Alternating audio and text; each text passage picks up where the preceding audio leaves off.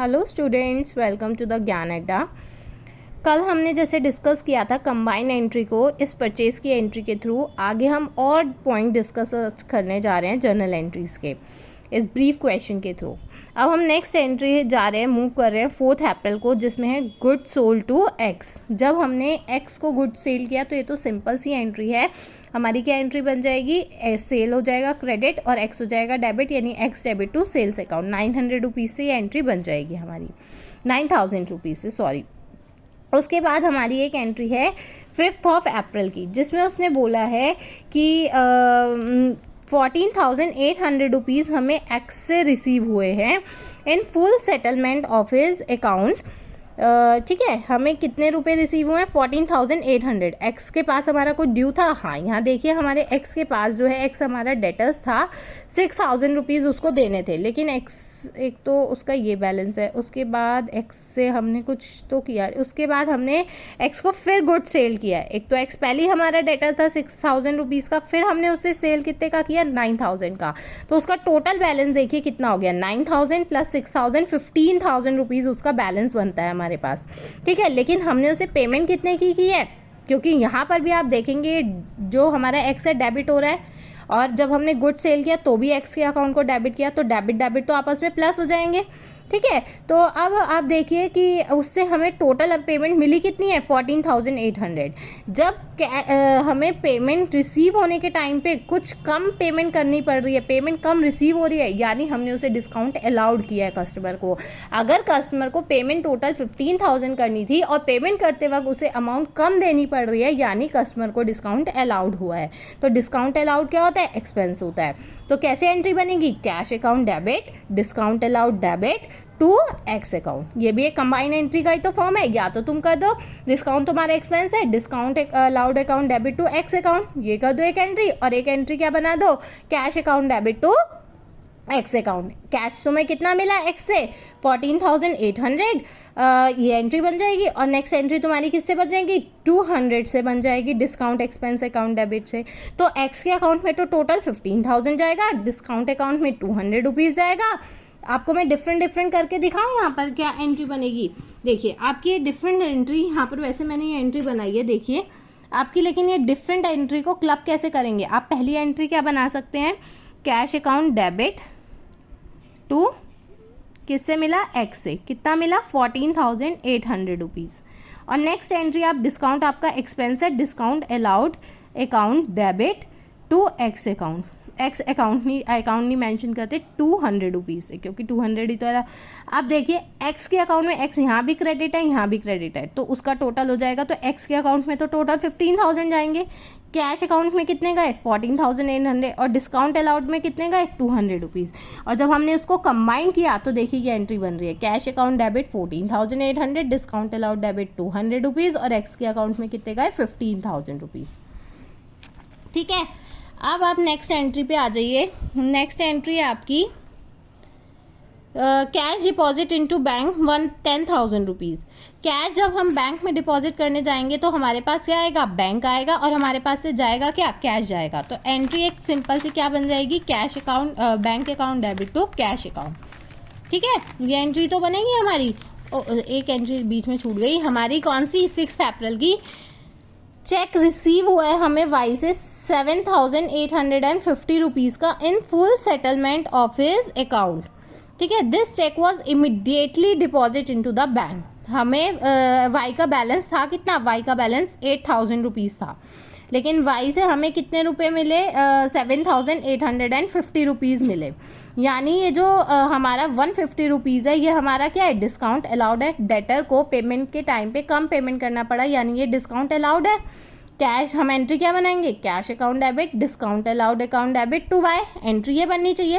लेकिन यहाँ पे हमें कैश नहीं मिला, चेक मिला है, और वो चेक इमीडिएटली डिपॉजिट भी हो गया बैंक। हमने जब कल बैंकिंग ट्रांजेक्शन पढ़ी थी तो हमने पढ़ा था अगर हमें चेक मिलते ही हम बैंक में डिपॉजिट करा देते हैं तो हम ये मान के चलते हैं जैसे हमने बैंक में पैसा जमा कराया है, यानी बैंक हमारे पास आया, bank account debit to cash.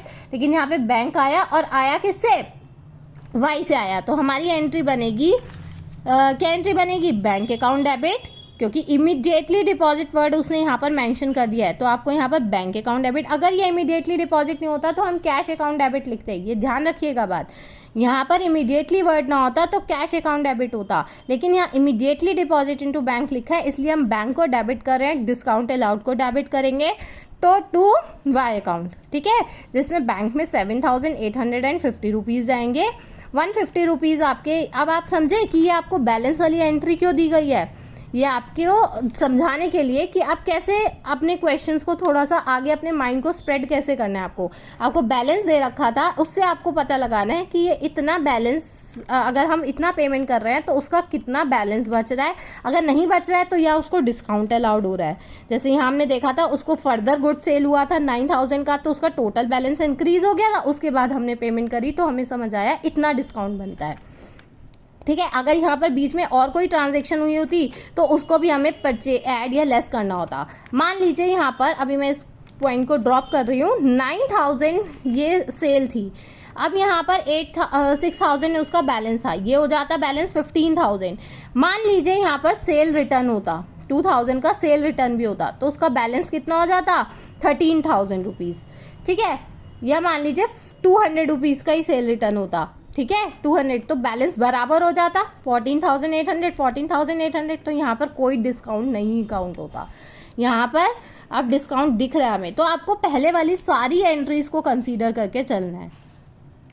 तो देखिए हम वापस आ रहे हैं इस वाई वाले पॉइंट पे, तो जिसमें वो इमीडिएटली डिपॉजिट कर रहा है बैंक में, तो क्या कहते हैं उसको 150 रुपीज़ डिस्काउंट मिल रहा है, क्योंकि आगे और कोई फर्दर एंट्री, कोई ट्रांजेक्शन नहीं हुई है, ठीक है, इसलिए ये एंट्री बन रही है। उसके बाद cash deposited into the bank, वही एंट्री बनेगी, bank account debit to cash, received a cheque from Z, Z भी एक हमारा डेटर था जिससे हमें चेक मिल गया, तो सीधी सीधी एंट्री बना देंगे हम कैश एक minute, received a cheque from Z, अगर ये चेक जेड से रिसीव हुआ है, ठीक है, तो और उसके बाद देखिए उसने कुछ नहीं लिखा, इमीडिएटली डिपॉजिट या कुछ नहीं लिखा, तो हम एंट्री बनाते कैश अकाउंट डेबिट।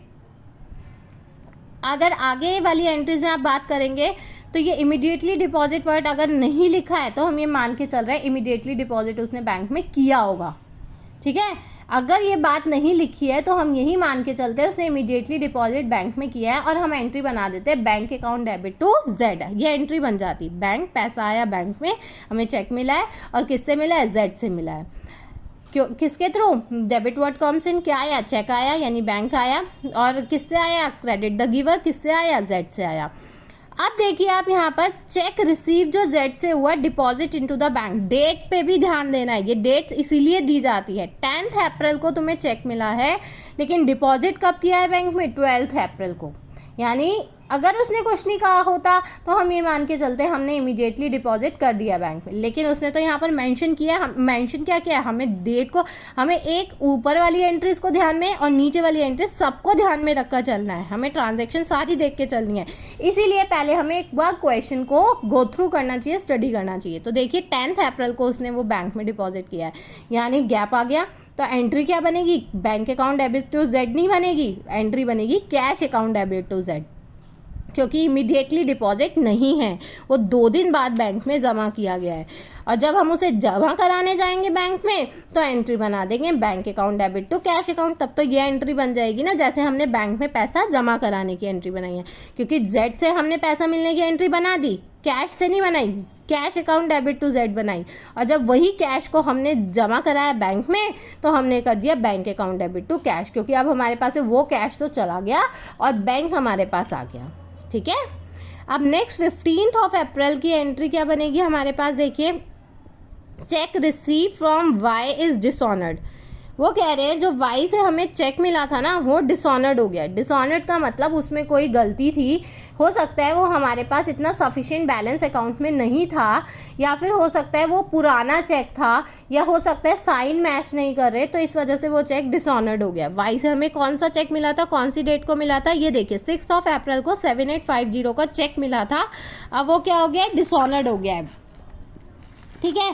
तो अब वो डिसऑनर्ड हो गया, तो देखिए अब हम रिवर्स एंट्री कर देंगे, जब हमें चेक मिला था तो हमने एंट्री बनाई थी बैंक अकाउंट डेबिट, क्योंकि वो इमीडिएटली डिपॉजिट था, bank account debit to discount allowed account debit to Y, ये एंट्री बनी थी। अब हमारी एंट्री रिवर्स हो जाएगी, अब बन जाएगी Y account debit to bank account to discount allowed account. ठीक है, बिल्कुल रिवर्स एंट्री बन जाएगी 15 अप्रैल को अगर वो चेक डिसऑनर्ड हो गया। समझ में आ गया? क्योंकि वो चेक अब तुम्हारे लिए वो बेकार हो गया है। इसका मतलब जो तुमने एंट्री करी थी ना पैसा रिसीव होने की, उसे कैंसिल करो। और कोई भी एंट्री को कैंसिल करना होता है तो अकाउंट्स में काटते नहीं है, उसको क्या करते हैं, अगर वो अकाउंट डेबिट है तो उसे क्रेडिट कर दो और क्रेडिट है तो डेबिट कर दो। ऐसा करने से वो अकाउंट कैंसिल हो जाता है, उसका बैलेंस नलीफाई या फिर कम होना होता है तो कम हो जाता है। ठीक है, तो अब तुम्हारी नेक्स्ट एंट्री कहाँ पर आ रही है? देखिए आपकी नेक्स्ट एंट्री आ रही है 16 अप्रैल की। कैश सेल है 15,000 की, जिसमें से 12,000 रुपीज़ तो हमने बैंक में डिपॉजिट कर दिए। कैश सेल कितनी है तुम्हारी? 15,000 की, और इसमें से 12,000 हमने बैंक में डिपॉजिट कर दिए। यानी 12,000 के लिए तो तुम ये मानो कि तुम्हें क्या मिला है, चेक मिला है, और बाकी के लिए क्या मान के चलो, कैश मिला है। ठीक है, कैसे एंट्री करोगे तुम? अगर तुम्हारी ये कैश सेल होती तो सीधी सीधी एंट्री बन जाती cash account debit to sales account. Sales हमें हर केस में क्या करते हैं, क्रेडिट, और कैश को क्या करते हैं, डेबिट, क्योंकि कैश आ रहा है और सेल्स क्या है, इनकम है, तो हम ये एंट्री बना देते। लेकिन उसने आगे एक वर्ड और मेंशन कर दिया है कि 12,000 तो हमने इमीडिएटली बैंक में डिपॉजिट कर दिए हैं। तो 15,000 में से 12,000 के लिए आप क्या करेंगे, बैंक से एंट्री बनाएंगे, बैंक डेबिट टू सेल, और जो लेफ्ट 3,000 है उसके लिए कैश डेबिट करेंगे। यानी कंबाइन एंट्री फिर से बनेगी, कैसे, cash account debit, bank account debit to sales account. कैसे, cash account debit, bank account debit to sales account. ठीक है, तो अभी मैं आपको ये इसकी एंट्रीज बनी हुई भी दिखाऊंगी एक बार, लेकिन पहले समझाने के लिए। ठीक है, तो कैसे, कैश में आ जाएगा 3,000, क्योंकि 12,000 तो इमीडिएटली बैंक में डिपॉजिट हो गए हैं, इमीडिएटली बैंक में डिपॉजिट हो गए हैं हमारे 12,000, तो उसके लिए कोई अलग से एंट्री नहीं बनेगी। और जो 3,000 है उसके लिए कैश डेबिट हो जाएगा और 12,000 के लिए बैंक डेबिट हो जाएगा। Amount due to the Ajay paid by cheque. जो अजय के पास, अजय क्या था हमारा, क्रेडिटर था। ड्यू टू वर्ड लिखा है, ड्यू बाय नहीं, ड्यू टू। अजय कौन है हमारा, देखिए यहाँ पर क्रेडिटर है। अजय के 5,000 रुपये हमें देने थे। वो कह रहे हैं जो अजय के 5,000 हमें देने थे ना, वो हमने चेक के थ्रू दे दिए हैं। जो अजय के 5,000 हमें देने थे, हमने चेक से वो उसका पेमेंट कर दिया है। तो हम क्या करेंगे, यहाँ पर अजय के अकाउंट को डेबिट करेंगे और क्रेडिट क्या करेंगे, बैंक अकाउंट को। ठीक है, ये तो सिंपल सी एंट्री है ना। अजय को पेमेंट करनी थी तो अजय का अकाउंट डेबिट करो, डेबिट द रिसीवर, किसके पास पैसा आ रहा है, अजय के पास आ रहा है, और क्या जा रहा है हमारे पास से, बैंक जा रहा है, क्योंकि चेक वर्ड लिखा है। अब उसने नेक्स्ट एंट्री में लिखा है कि 18 अप्रैल को ओल्ड न्यूज़पेपर सेल कर रहे हैं हम 50 रुपीज़ में, और ओल्ड फर्नीचर सेल कर रहे हैं हम कितने रुपये में, 750 रुपीज़ में। अभी जब आप आगे बढ़ेंगे तो आप देखेंगे कुछ इनकम के सोर्स हमारे डायरेक्ट होते हैं और कुछ इनकम के सोर्स हमारे इनडायरेक्ट होते हैं। डायरेक्ट इनकम का सोर्स हो गया जिसमें हम डील कर रहे हैं, जो हमारा बिजनेस है। मान लीजिए आपका क्लोथिंग का बिजनेस है तो आप क्लोथ सेल कर रहे हैं, आपका स्टील का बिजनेस है आप स्टील सेल कर रहे हैं, आपका कॉटन का बिजनेस है आप cotton, what ever your business in which you are dealing is your main source of income, is your direct income. And indirect income is what which is incidental, और जो कि उससे करने की वजह से हो सकता है हो जा रही है, जैसे कि इंटरेस्ट के ऊपर इनकम, जैसे कि डिविडेंड के ऊपर इनकम, जैसे कि ये इनकम हमें यहाँ पर मेंशन की गई है। ओल्ड न्यूज़पेपर सेल, कोई भी, जैसे आप सीए का ऑफिस आप देखेंगे या फिर कोई अदर ऑफिसेज आप देखेंगे ना, सर्विसेज दी जाती है, पार्लर, सलून, वहाँ पर रोज़ न्यूज़पेपर आती है, मैगजीन्स आती हैं, है ना, वहाँ पर मैगजीन्स आती हैं, डेली बेसिस पे न्यूज़पेपर्स आते हैं, तो वो उनके लिए रद्दी बन जाती है ना, सबके लिए। पढ़ने के बाद जब वो न्यूज़पेपर हमारे लिए पुराना हो गया तो वो रद्दी बन गई, हम उसे सेल कर देते हैं। तो उससे हमें कोई बहुत बड़ी इनकम नहीं आती है, बहुत बड़ी इनकम नहीं आती है ना, तो वो इनकम हमारी एक तरीके से आप उसे मिसलीनियस हेड में डालते हैं, इनडायरेक्ट इनकम के हेड में डालते हैं। ठीक है, तो इनडायरेक्ट इनकम दो सोर्सेज से हो रही है हमारी, एक तो न्यूज़पेपर को सेल करने से, एक ओल्ड फर्नीचर को सेल करने से। हो सकता है तुम्हारे पास एक कोई पुरानी कुर्सी रखी थी वो आपने सेल करी है, ठीक है ना, कोई पुराना आपके पास टेबल रखा था वो आपने सेल करा है, उन्होंने अमाउंट ऑल दो बहुत छोटी सी बताई है, तो वॉट एवर इट इज़, क्योंकि पुरानी चीज़ तो छोटे अमाउंट में सेल होती है, इसीलिए वो इनडायरेक्ट इनकम भी है। तो यहाँ पर तुम क्या लिखेंगे, क्या आ रहा है, सेल तो सेल है, लेकिन यहाँ पर जब मैंने तुम्हें बताया सेल वर्ड सिर्फ उसी के लिए यूज़ होगा जब आप सेल क्या कर रहे हैं, अपनी डायरेक्ट इनकम के किसी गुड्स को सेल। डायरेक्ट इनकम कब होती है, जब आप गुड्स एंड सर्विसेज को सेल करते हैं। तो जब गुड्स एंड सर्विसेज सेल करेंगे तो ही आप मेंशन करेंगे सेल वर्ड। लेकिन अगर आप एसेट्स या अदर इनकम के थ्रू इनकम जनरेट कर रहे हैं या सेल कर रहे हैं, अदर इनकम एसेट्स को सेल कर रहे हैं, तो आप सेल वर्ड यूज़ नहीं करेंगे। आप क्या यूज़ करेंगे, उस फर्नीचर का, उस एसेट्स का नाम मेंशन करेंगे।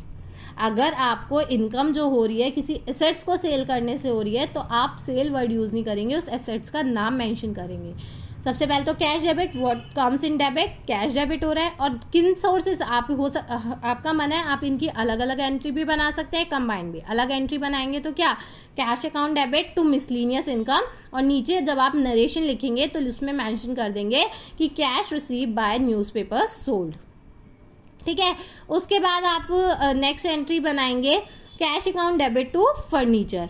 ठीक है, जिसमें आप फिर उसके नरेशन में मेंशन कर लेंगे ओल्ड फर्नीचर सोल्ड। ठीक है, तो ओल्ड न्यूज़पेपर मिसलीनियस इनकम में इसलिए डाल रहे हैं क्योंकि हो सकता है ये आपकी न्यूज़पेपर सेल हुई, फिर मैगजीन सेल हुई, तो आप हर एक हेड को कहाँ 50-50, 100-100 रुपये के अमाउंट को हेड बनाते रहेंगे। आप एक मिसलीनियस एक बड़ा हेड खोलिए, आपकी 50 रुपये की इनकम हुई, फिर अगली बार 100 रुपये की हुई, फिर 200 रुपये की हुई, तो उसमें उसे मैंशन कर दीजिए।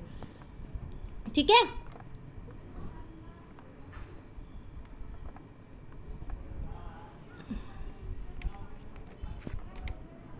तो guys, please go and subscribe my channel for more interesting questions and updates. Like, share and comment. Stay tuned. Bye bye.